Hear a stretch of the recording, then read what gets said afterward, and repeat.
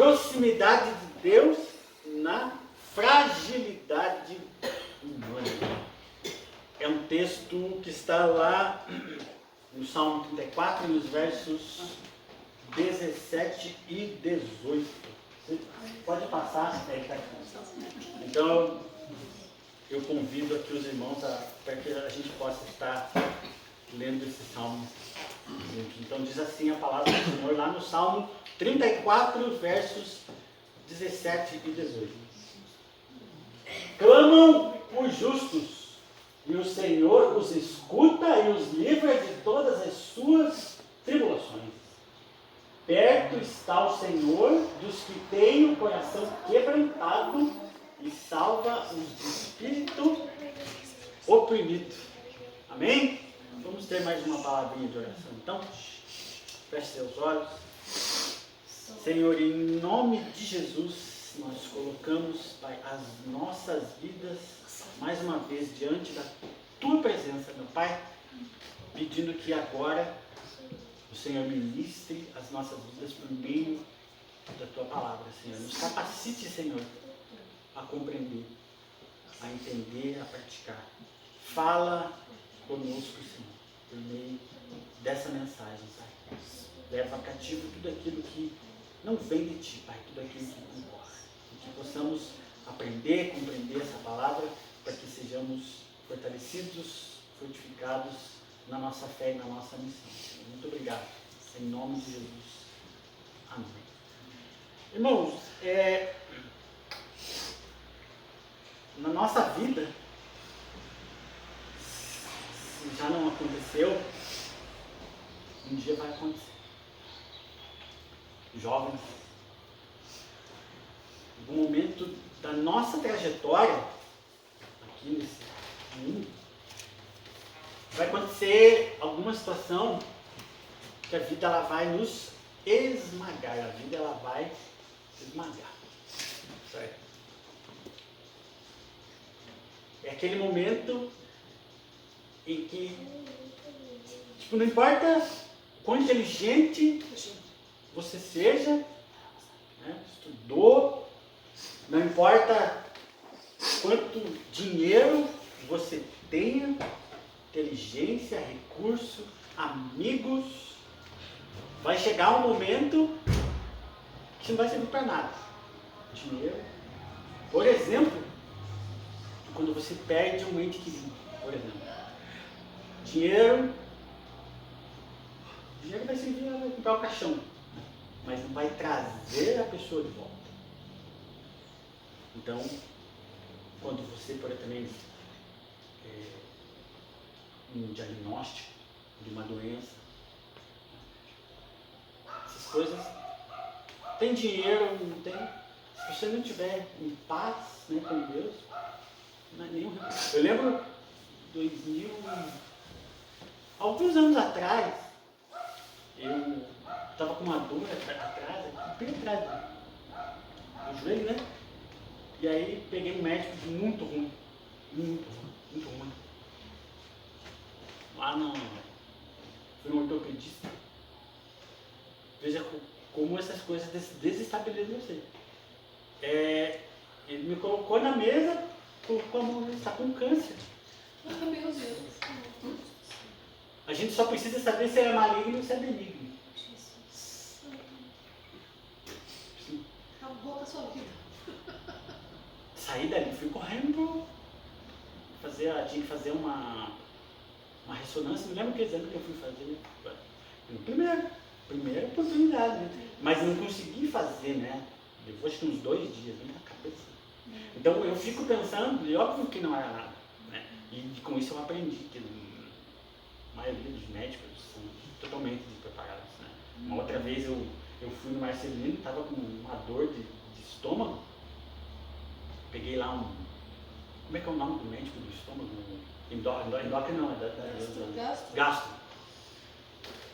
O que ela falou? Você está com? Um negócio deles. Mas eu já estava mais colado já? Já estou escolado. Enfim, mas essas coisas, eu fico pensando quando você realmente recebe um diagnóstico. Desestabiliza. Não tem dinheiro, não tem certeza, não tem conhecimento, não tem amigo, professor, nada. Essas coisas, elas nos desestabilizam. E aí, por que eu trouxe essa mensagem? O que isso tem a ver, né? Nós precisamos estar preparados, porque vai acontecer. Cristo falou, né? Na vida vocês vão ter aflições, né? Mas não temam, eu venci o mundo. Mas, primeira parte, nós vamos passar por momentos, não importa quão experiente você seja, quantos anos você tem. Tá? E aí, o que essa mensagem tem a ver? Davi, esse é um salmo, o Salmo 34, ele é um salmo de Davi. E Davi estava passando por isso. Né? Ele não era rei, a gente já vai entender o contexto. Tá? Mas o ensinamento, né, que essa mensagem tem para as nossas vidas. Então, para que a gente possa entender, né, a gente vai ver o contexto. O que estava acontecendo com Davi nessa época? Ele passou por uma situação, né, de impotência, ele foi extremamente humilhado, ele foi no auge, a maior humilhação que ele podia passar, ele foi submetido a essa humilhação, desespero total. Então, para que a gente possa entender, pode passar, a gente precisa entender o contexto, tá? E o contexto, ele é 80% da mensagem, mas se você entender, depois eu tenho mais 3 pontos. Tá? Mas quem era Davi quando ele escreveu esse salmo? Eu creio que todo mundo conhece o rei Davi. Mas aqui, quando ele escreveu o salmo, ele não era rei. E assim, se você, para a gente entender com mais profundidade, né, a vida de Davi, você tem que ler primeiro Samuel. A partir do capítulo 16, em diante, começa a falar da vida de Davi. Mas aqui, voltando para o ponto, né? Lá no capítulo 16, vai falar da escolha de Davi, né? Deus fala para Samuel, ó, vai até lá o Jessé, o belemita, né? Porque Deus já tinha perdido a paciência, obrigado, eu pedi. Deus já tinha perdido. Quem era o rei nesse momento da história? Era Saul.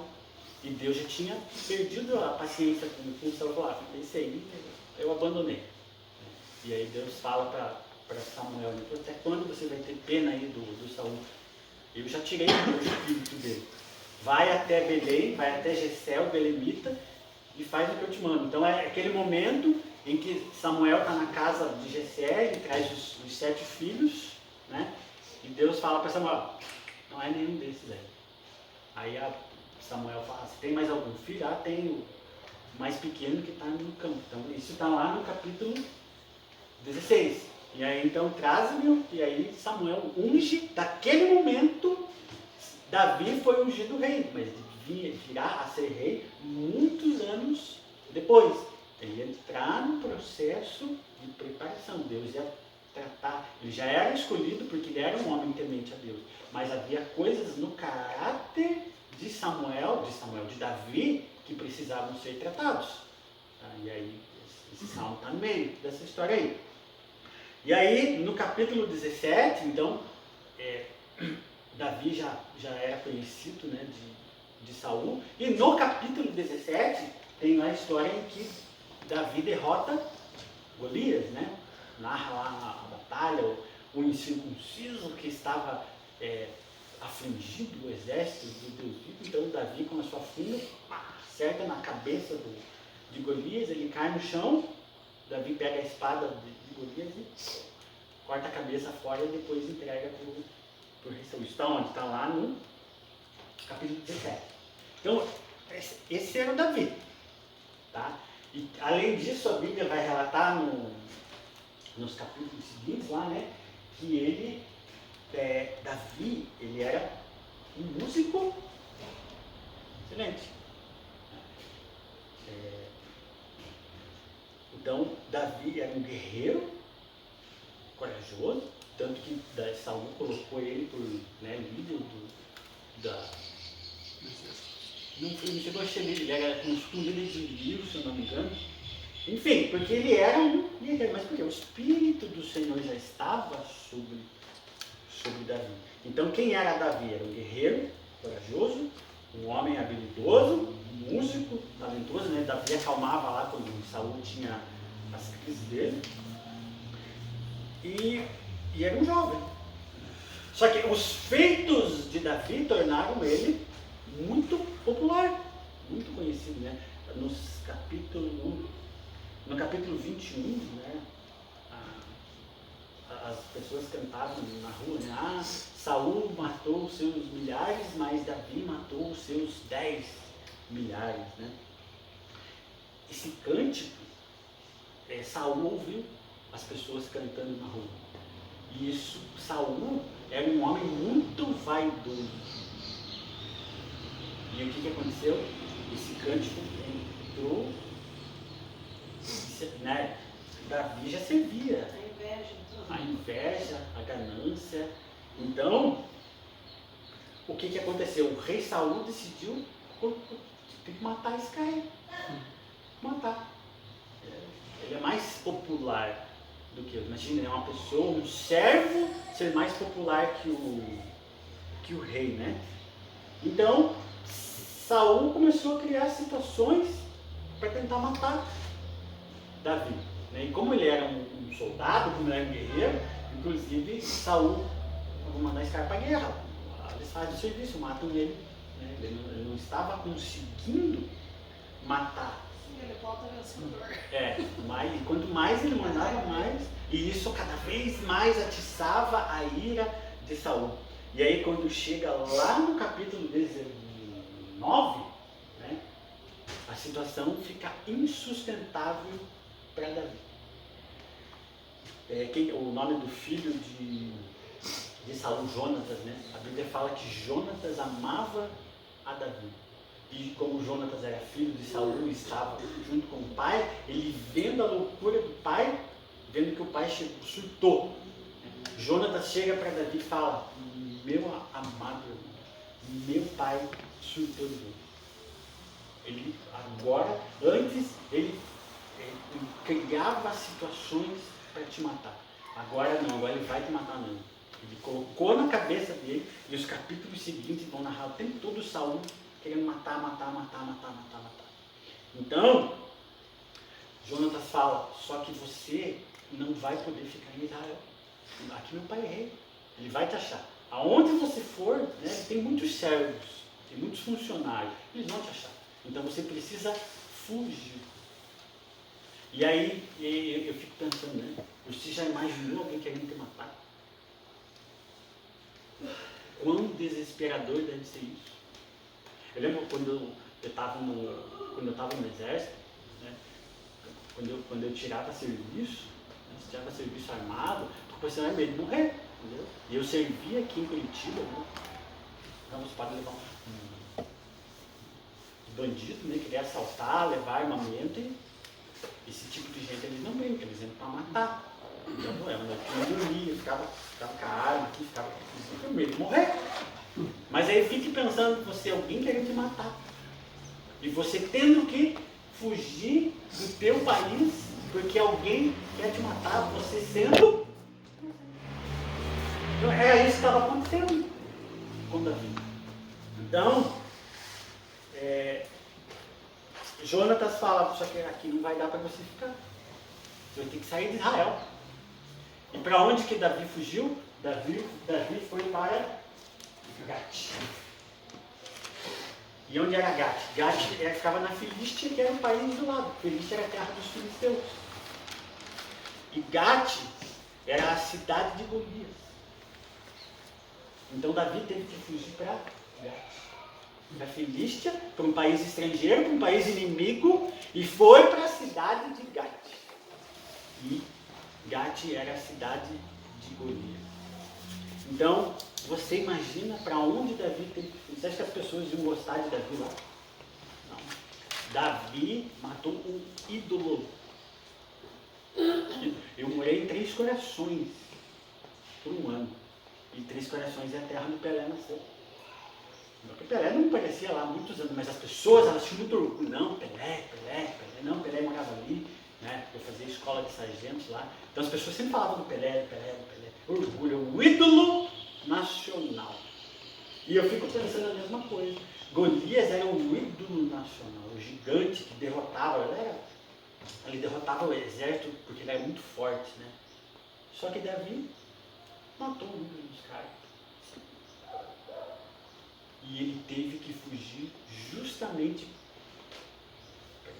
Imagine o grau de desespero na cabeça desse homem. E foi uma questão de tempo até que os servos, e quem era o rei da Filístia era o rei Aques, né? O rei Aques era o rei dos filisteus. E os servos, os funcionários, reconheceram Davi. Ele viu, né? Porque não tinha como, né? Cabelo ruivo. Olha ali, ó. Exatamente, ó. Olha só quem está ali, ó. Davi, guerreiro, grande guerreiro. E então eles foram até o rei Aques e falaram: ó, Davi está aqui. Davi está aqui. E Davi, puxa, me acharam aqui. E agora? O que ele teve que fazer? Aí ele teve que se fazer. A Bíblia vai falar no capítulo 21 de 1 Samuel, que ele né, deixou a barba crescer, e a Bíblia fala que ele rabiscava as portas e deixava a barba. E aí, o que aconteceu? Ele foi capturado e levado até o rei Aques. E pensa, Davi tinha consciência, né, que o rei Saul queria matar ele, mas ele se defendia. Ele falou: não posso matar o meu rei. Né? Ele se protegia. Mas quando ele foi levado para o rei Aques, então esse cara aqui é meu inimigo. Ele não tem autoridade sobre mim, mas eu também não tenho o que fazer. Eu fui preso. O que vai acontecer? Eu vou morrer. Eu vou morrer. Agora eu vou morrer. Aqui é o auge do desespero de Davi. Só que o rei Aques, vendo aquele cara, ele falou: isso não é Davi. Isso é um bêbado. Um bêbado. Tinha esse cara aqui. Imagina, né? Davi, um cara habilidoso, inteligente, um guerreiro. Isso aí não é Davi. Leva esse cara daqui. A loucura, eu creio, né, que Deus deu essa estratégia para Davi, porque senão ele teria morrido. Porque ele estava num país inimigo, na terra dos inimigos, diante do rei Aques, que odiava. Rei Aques odiava Davi, mas quando eles estiveram frente a frente, a loucura de Davi livrou ele da morte. Mas isso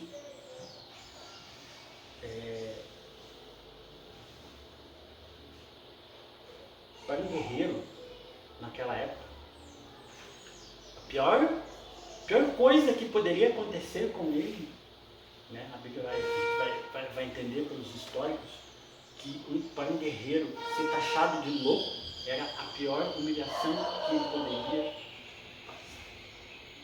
E imagine para uma pessoa que seria o futuro rei de Israel ser taxado de louco. Já pensou? Você ser governado por um louco? Mais ou menos a gente sabe como é, né? Mas naquela época era diferente. Louco, assim, declaradamente, louco de pedra. Uma bava pelas ruas. Então, esse foi o auge, era isso que estava acontecendo. Então, Davi escreve o Salmo. Aí Davi clamam os justos e o Senhor os ouve. É esse o contexto no qual Davi escreve esse salmo, que é um salmo de gratidão. É o Salmo 34. Então, Davi, ele não foi salvo pela sua coragem, não foi salvo por suas habilidades, não foi salvo pela sua espada, mas ele foi salvo pela sua humildade. Pela sua humildade. Então, é mais ou menos, né, e eu fiquei tentando, poxa, como é que a gente traz isso para hoje, para a gente entender, né? É mais ou menos assim,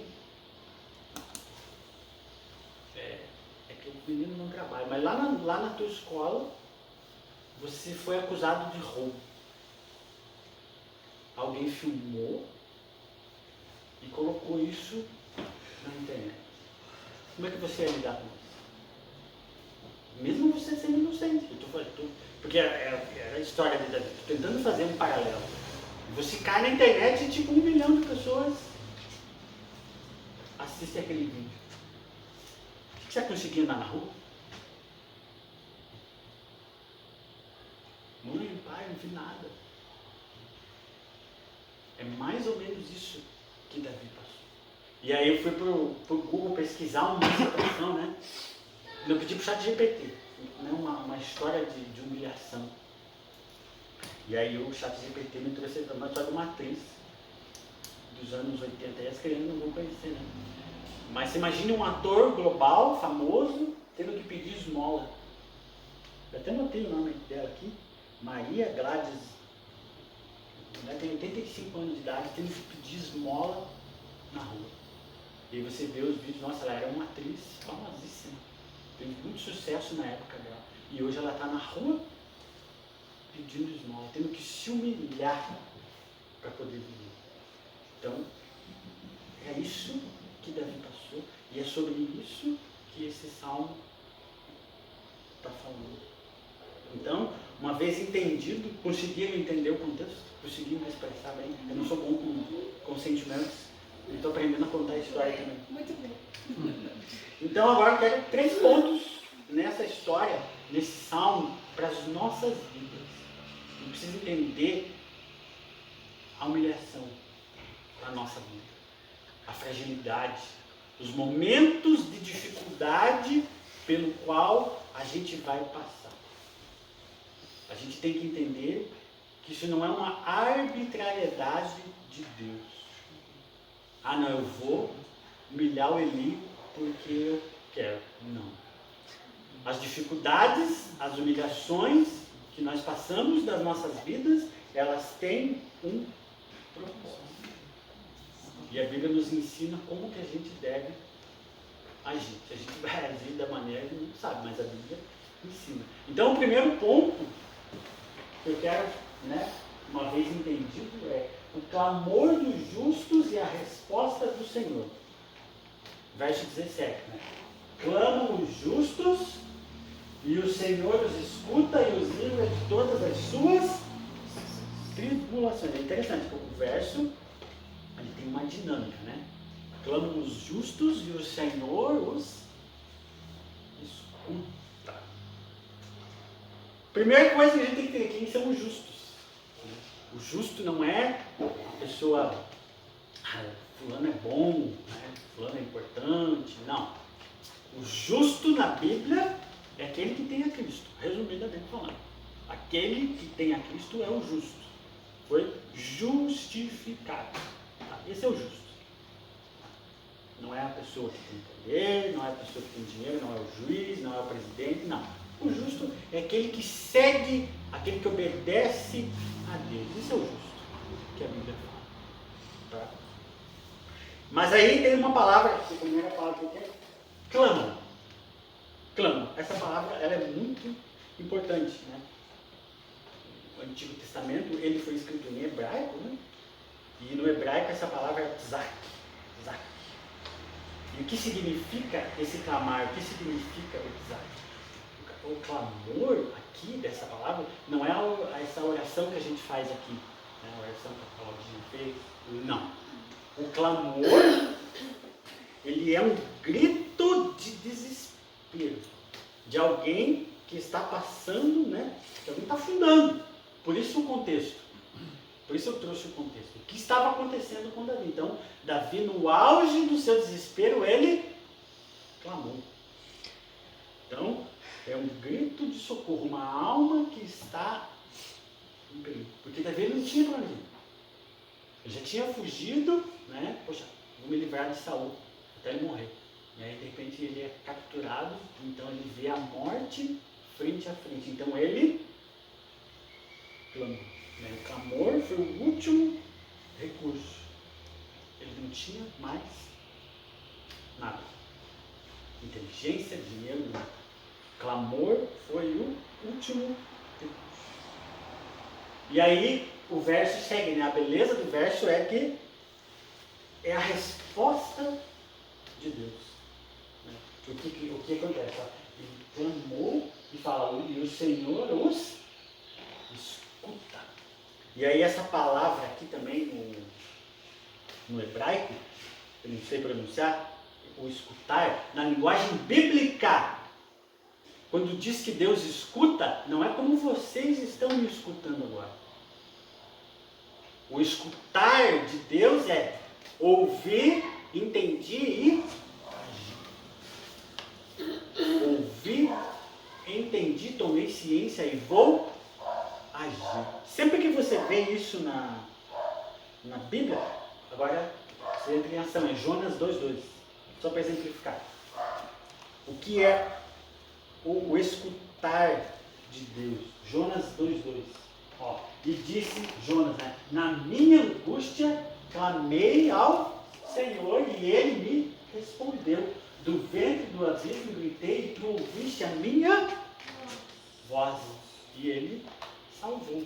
Então, o ouvir de Deus, o ouvir, principalmente no Antigo Testamento, Deus ouviu, entendeu e agiu. Volta para o meu slide. Porque o que acontece? Então, o Senhor escutou e livrou Davi da aflição. Então, o verso fala, ele escuta e como resultado, os livra de todas as suas tribulações. Tá? Mas isso, né, não significa que o justo não vai passar por aflição. Coloca ali o verso 19 do Salmo 34. Esse é bom. Salmo 34, 19, que a gente leu 17 e 18. É a continuação. Muitas são as aflições do Cristo falou, na vida tereis aflições. O fato de estarmos com Cristo, né, não significa que não passaremos por aflições. Mas Deus sempre estará conosco. Ele ouve e nos livra na tribulações. Né? Cristo sempre vai providenciar um livramento, seja ele imediato ou eterno. O eterno, eu tenho certeza que essa é a nossa fé. Mas talvez o livramento imediato para aquela aflição, aí eu já, a Bíblia não garante isso. Mas o livramento eterno de sempre virá. Amém? Então a promessa não é de uma vida sem problemas, mas um Deus sempre presente em cada uma das nossas tribulações. Então a aplicação é, precisamos crer com firmeza. Ainda que as dificuldades, passar por poxa, alguém querendo me matar, um diagnóstico, não é algo fácil. A nossa fé é abalada. Eu lembro, né, quando o filho do Augusto nasceu, né, que teve problema lá da hidrocefalia. Não é uma família de fé, mas que a situação não. A fé balança, por será mesmo? Será que Deus está comigo? Ele mesmo testemunhou. Então isso balança. Eu, acho que depois que eu me converti, eu não lembro de ter passado por uma situação. Mas sei que um dia isso vai acontecer. E nós, por isso eu falei, precisamos estar preparados. Entender que Deus estará conosco na nossa aflição. A resposta, a demora da resposta de Deus traz mais aflição. Mas a resposta ela nunca vai vir no tempo ou na forma como a gente espera. Mas a resposta de Deus, ela sempre vai vir de uma forma perfeita, no momento correto e para o nosso bem eterno. Vou repetir. A resposta de Deus sempre vai vir de uma forma perfeita, no momento certo e para o nosso bem eterno. Amém, igreja? Então, nem por que Deus responde. Pode passar a resposta, então, está no próximo versículo, né? ele vai falar da proximidade divina e o coração quebrantado. E diz assim, né, o verso 18. Perto está o... Pode encerrar o ponto aqui. Que maior certeza eu e você podemos ter.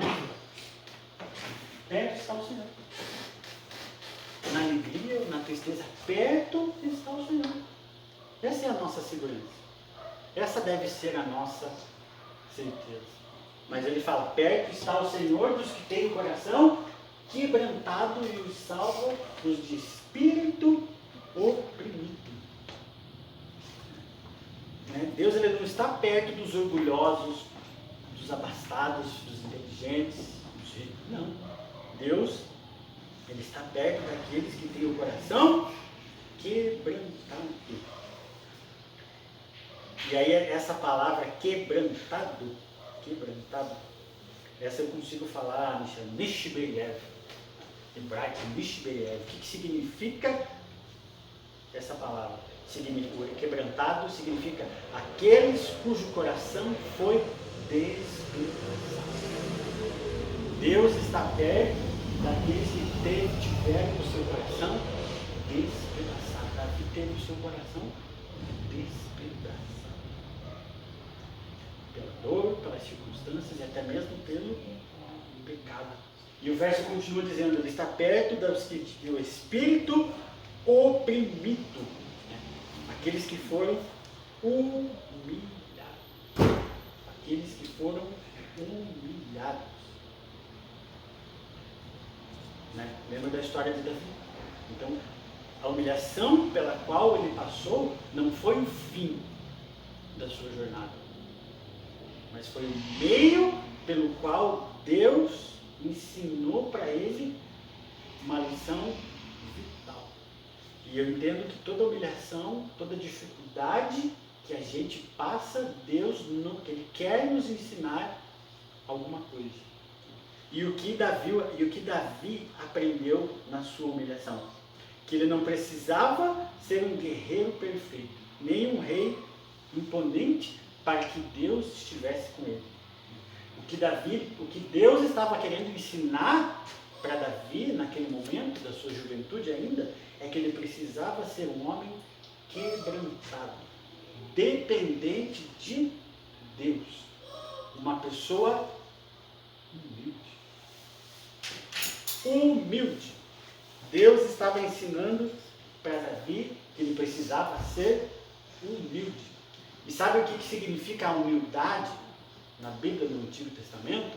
O humilde no Antigo Testamento é a pessoa que anda de cabeça baixa, que é o oposto da pessoa que é nariz empinado. A humildade então significa que há um Deus.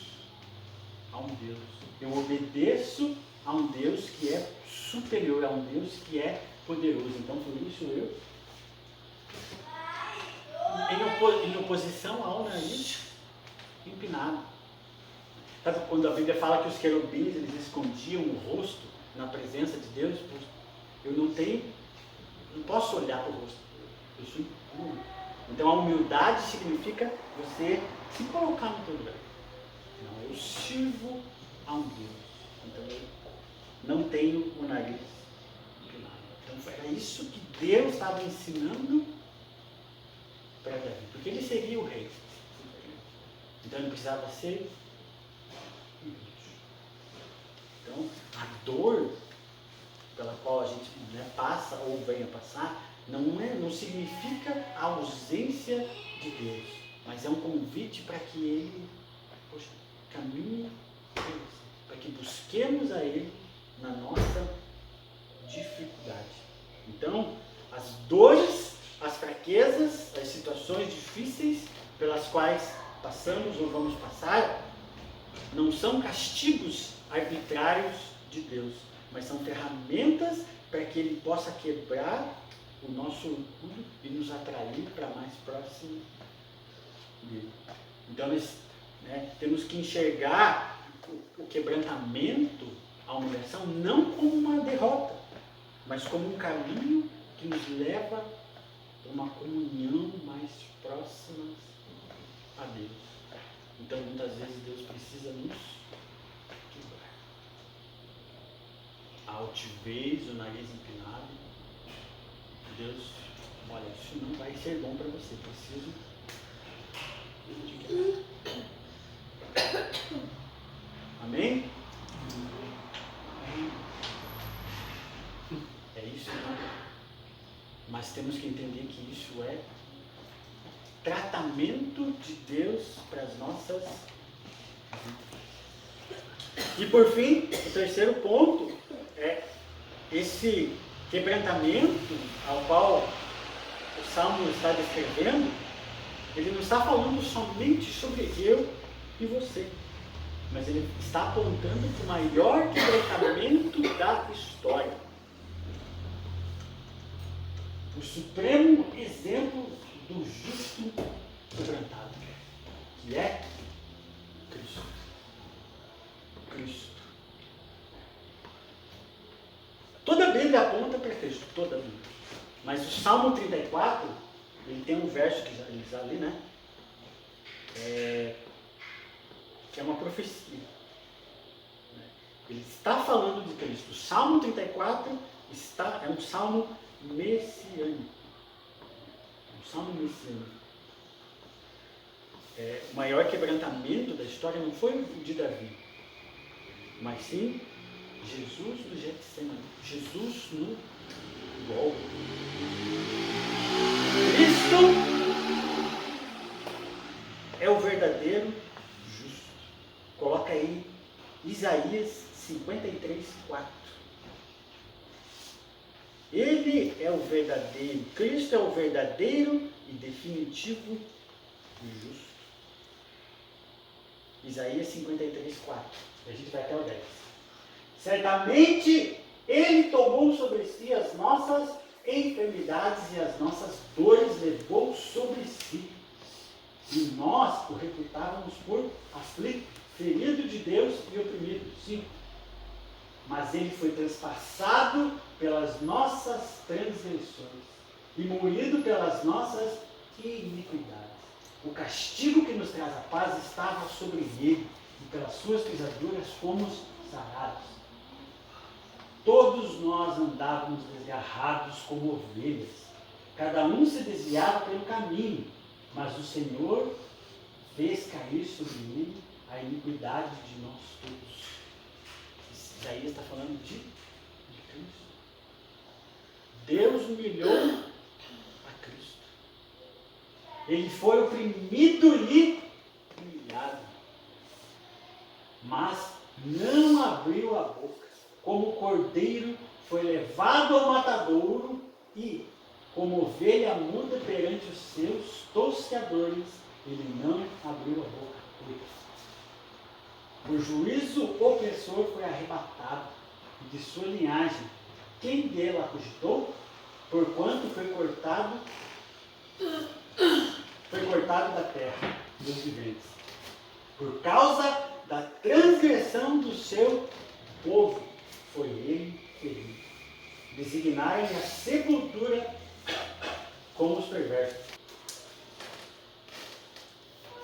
Mas como rico esteve na sua morte, posto que nunca fez injustiça, nem dolo algum se achou em sua boca.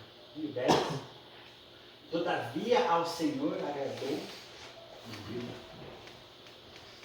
fazendo-o enfermar, quando der ele a sua alma como oferta pelo pecado, verá a sua posteridade e prolongará os seus dias, e a vontade do Senhor prosperará nas suas vidas. Isaías está falando de Jesus, maior humilhado, maior quebrantamento da história. Toda dificuldade, toda situação tem um propósito nas mãos de Deus. E por causa dessa humilhação, o justo, o único justo, ele foi é a maior humilhação que você pode encontrar na história da humanidade. para que eu e você pudéssemos estar aqui hoje. E aí volta lá no slide, e de qual verso, né, que o Salmo está falando de Jesus, né? O verso 20 do Salmo 34 diz, ó, preservam-lhe todos os ossos, nenhum deles sequer será quebrado. De quem Davi está falando aqui? De Jesus. Coloca aí João 19:36. O verso 20 fala de Jesus. Olha o que diz João 19:36. Depois da morte de Jesus. E isto aconteceu para se cumprir a Escritura. Nenhum dos seus ossos será. Salmo 34 é um salmo que fala de Jesus. Então Davi, quando ele estava falando da sua experiência ali no Salmo 34, ele estava profetizando sobre Jesus. O justo, que assim como Davi, Jesus também clamou na cruz. Lá em Mateus 27:46, por volta da hora nona, então aqui Jesus na cruz, né? Clamou Jesus em alta voz, dizendo, Eli, Eli, lama sabachthani, que quer dizer, Deus meu, por que me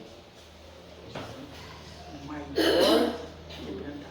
Um justo pagando pelos injustos. Cristo pagando pelos nossos pecados. Ele foi esmagado, ele foi oprimido, para que eu e você pudéssemos estar aqui hoje. Cristo é a resposta para o nosso clamor. É a Ele que eu e você temos que correr. É a Cristo que nós temos que clamar.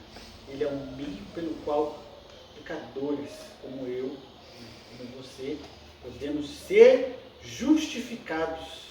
Né? E é por meio do seu Espírito que nós vamos ter os nossos corações quebrantados. Por meio do nosso quebrantamento, nós podemos nos achegar a Deus. Salmo 51:17.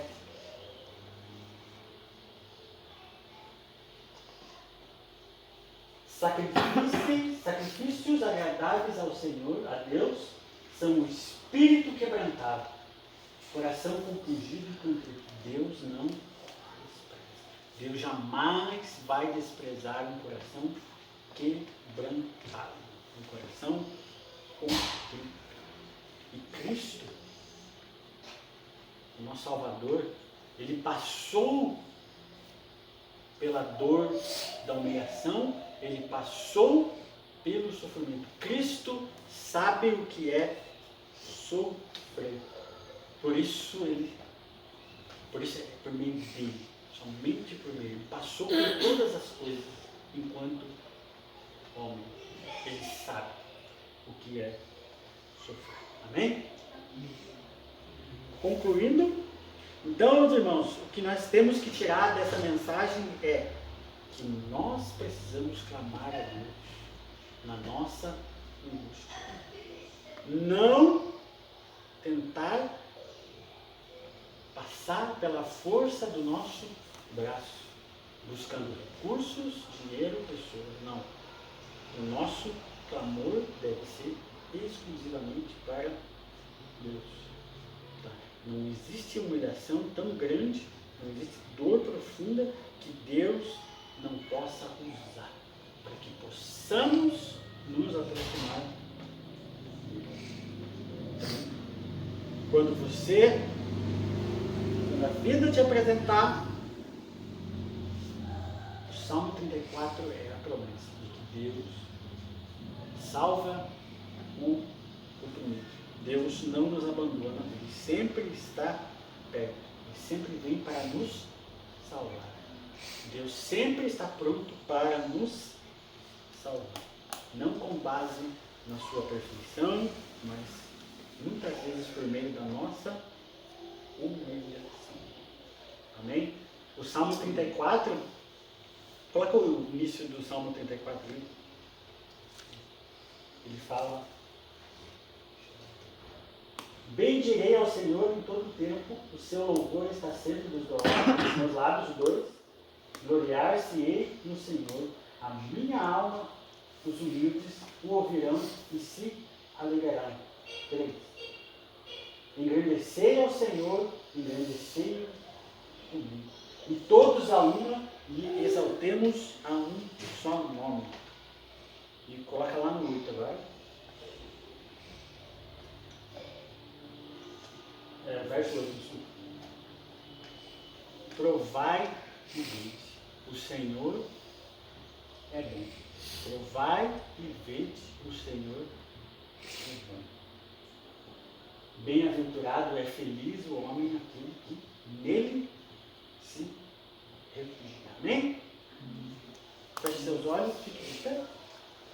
Vamos encerrar.